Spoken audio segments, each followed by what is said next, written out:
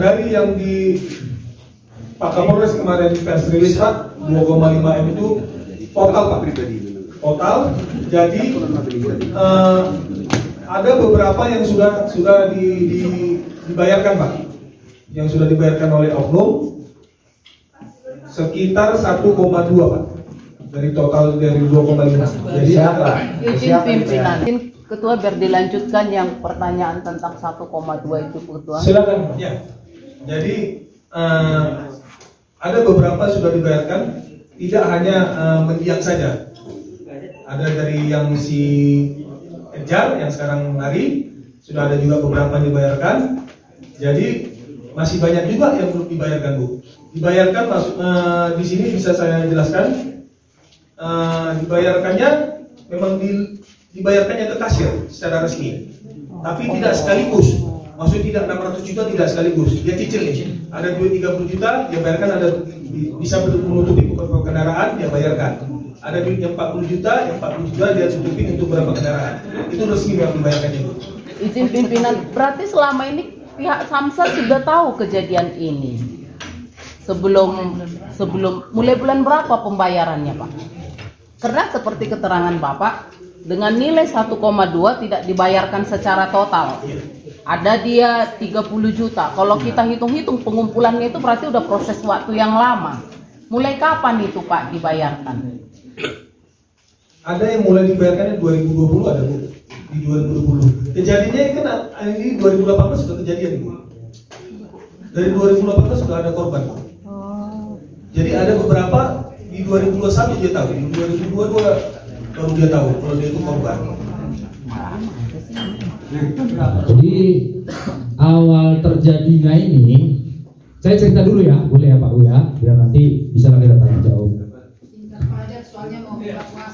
Oke Bu, baik. Jadi di tanggal 25 Januari itu saya mau melakukan pembayaran pajak di kantor Samsat.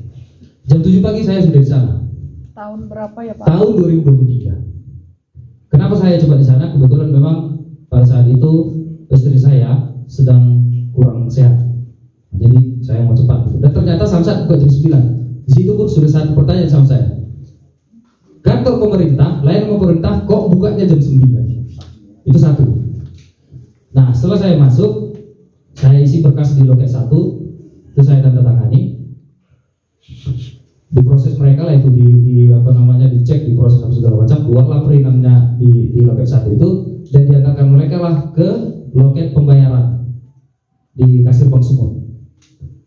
Nah di situ juga saya nunggu 1 jam karena pada saat itu sistemnya belum A. Jadi saya tanya ke kasirnya itu. Loncat ke Bank Sumut langsung. Mereka yang ngurus Pak, loket 1, 2, 3 itu mereka yang ngurus Pak. Ada petugasnya masing-masing di situ dan mereka yang antarkan berkas ini ke loket Bank Sumut. Loket Bank Sumut di loket berapa? Di loket 4 Pak. Oke, jadi sampai berkasnya, terus saya tanya, itu masih lama? Sabar ya itu, soalnya sistem kita belum up, belum bisa dibuka, gitu lah ceritanya. Itu ada sekitar 1 jam. Nah setelah bisa, kebetulan saya antrian pertama itu saya dipanggil. Saya datang ke situ dengan catatan tahun lalunya kan saya bayar itu pajaknya 3.300.000 sekian. Maka saya siapkanlah uang 3.500.000 di kantong saya. Nah, saya tanya lah, itu berapa? Adanya di situ itu, tengoklah total pembayarannya. Saya buka lah perinan yang dari loket 1 ini tadi Pak. 6.800.000 sekian. Kaget saya kan? Itu maaf dulu, saya bilang gitu. Ini tahun lalu saya bayar. Kok telat berapa hari? Kebetulan begini, itu tanggal pajaknya itu mati tanggal 12 Januari. Kan? Jadi saya bilang sama itu, kok ini itu berapa hari mati pajaknya, lihat pajaknya, kok langsung dendanya sekian ya? Begitulah pada saat itu. Nah, di loket 4 ini, di loket Bank Sumut ini, si Toknya bilang, coba balik ke loket 1. Tanya di loket 1, kan begitu. Nah, ditanya di loket 1, terus saya jumpailah di situ petugasnya. Kebetulan saya pun nggak terlalu tanya lagi lemar kayak karena udah agak naik juga ini kan emosi di situ kan. Saya bilang, ini kenapa ya total pembayarannya sekian? Padahal saat tahun lalu tuh saya bayar di tanggal 17, saya bilang gitu. Oh, itulah yang keluar dari sistem. Jawaban petugasnya itu. Saya tahu lah, itu yang keluar dari sistem. Saya orang IT. Yang saya tanya, ini kenapa sekian? Apa karena keterlambatan saya yang berapa hari ini?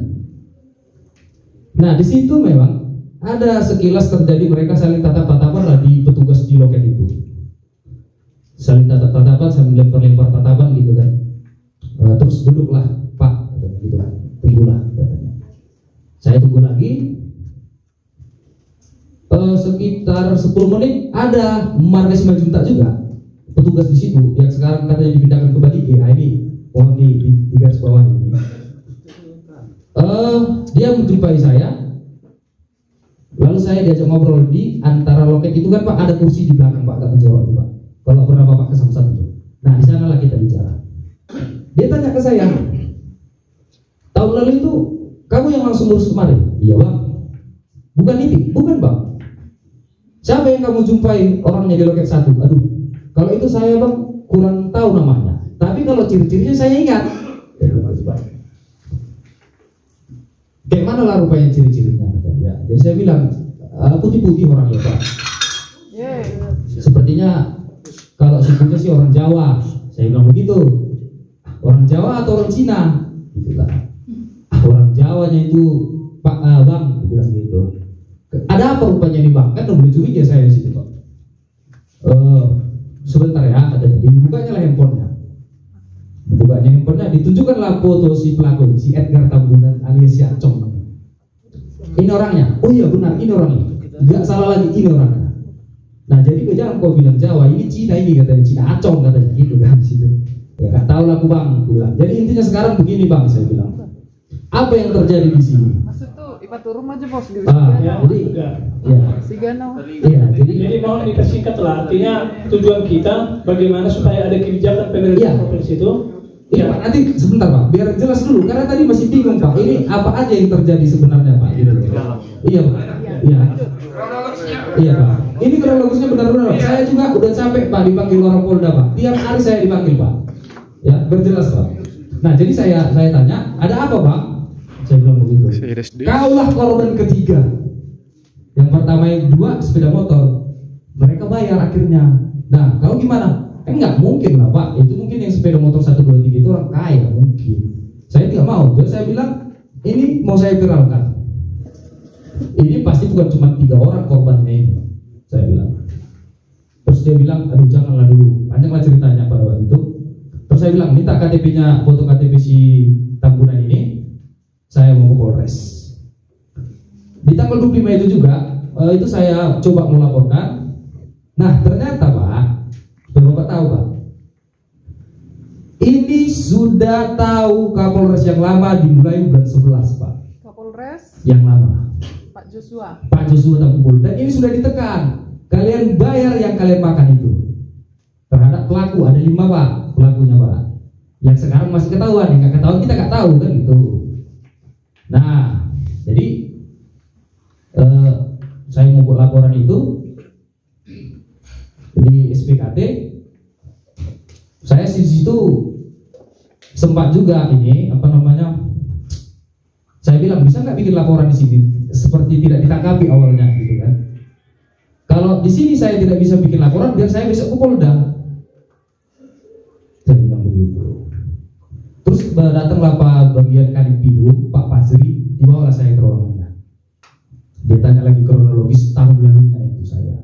Jadi gini Bang, kita lagi dalam proses penyidikan katanya. Abang pulang dulu, nanti tanggal 31 Abang datang. Sekalian korban-korban yang lain nanti, berarti kan udah banyak nih ceritanya.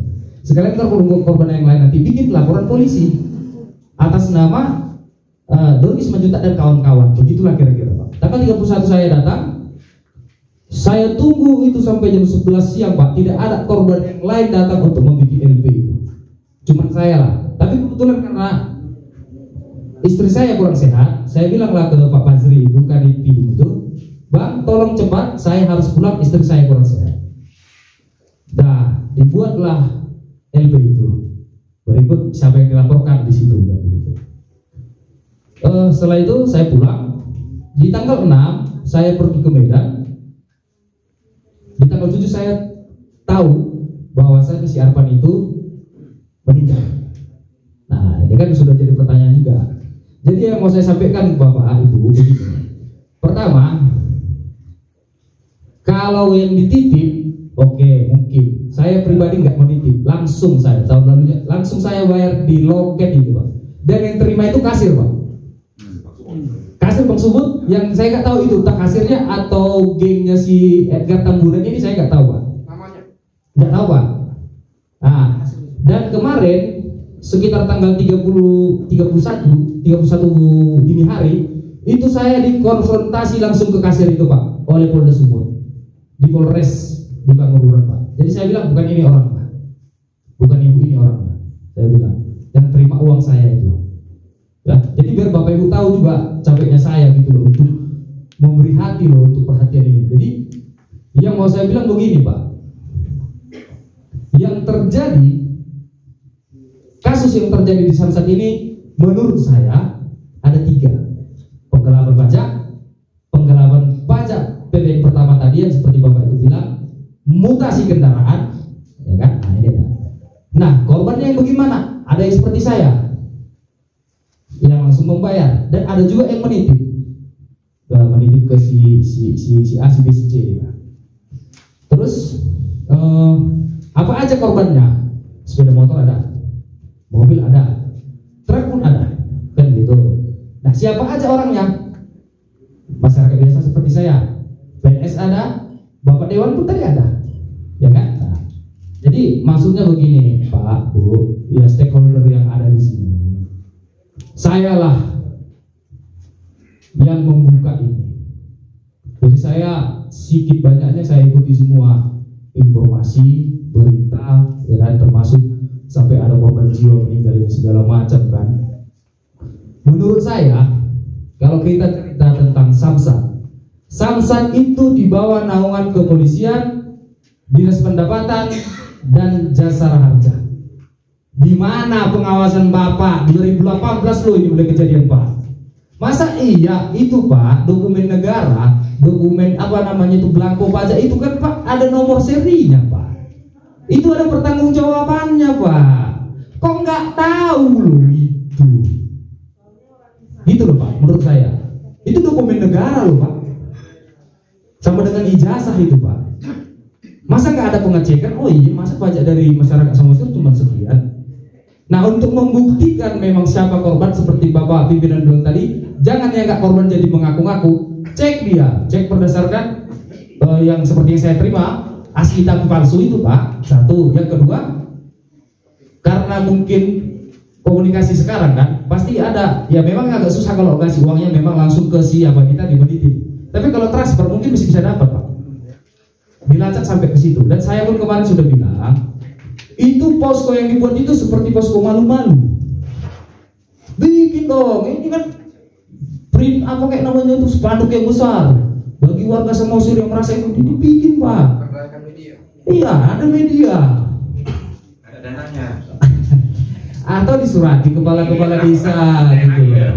Baik ya. Itulah. Jadi kalau saya pribadi Pak, karena saya yang langsung bayar, nggak tahu lah teman-teman yang mendidik itu gimana ceritanya nanti ya Pak. Jelas saya bayar di loket itu di bawah CCTV itu, ya kan? Gak mungkin dong saya bayar lagi, sudah saya bayar Pak. Dan saya kena denda itu gara-gara anggota Bapak tidak menyetorkan uang yang saya bayar. Simpelnya saya itu hapuskan, pajak tahun berjalan saya bayar. Itu tanggung jawab saya Pak. Itulah dari saya. Dan ini satu lagi informasi tambahan sebelum saya tutup. Jadi begini Pak, ini pelaku ada 5 orang yang saya tahu. Jadi kalau misalkan Bapak udah dikerjai si A, si B gak akan mau lagi kerjai Bapak. Bapak itu tetap jadi langganan dia. Makanya terjadilah ini dari tahun 2016. Satu orang itu pasti satu pemainnya. Itulah cara main mereka ini. Langganan. Jadi sebelum habis pun masa pajaknya ini Pak, itu udah ditelepon sama mereka. Nah, itulah kira-kira yang bisa saya sampaikan. Terima kasih waktu dan tempatnya sudah diberikan. Saya warga biasa, ya kan. Untuk tadi stakeholder sampai ke Bapak Gubernur, ya, oke lah, kita tunggulah solusi yang terbaik. Kalau nggak baik nanti Pak bisa jadi ricu masyarakat ini. Satu, yang kedua, jangan gara-gara ini Pak jadi jerah kami masyarakat membayar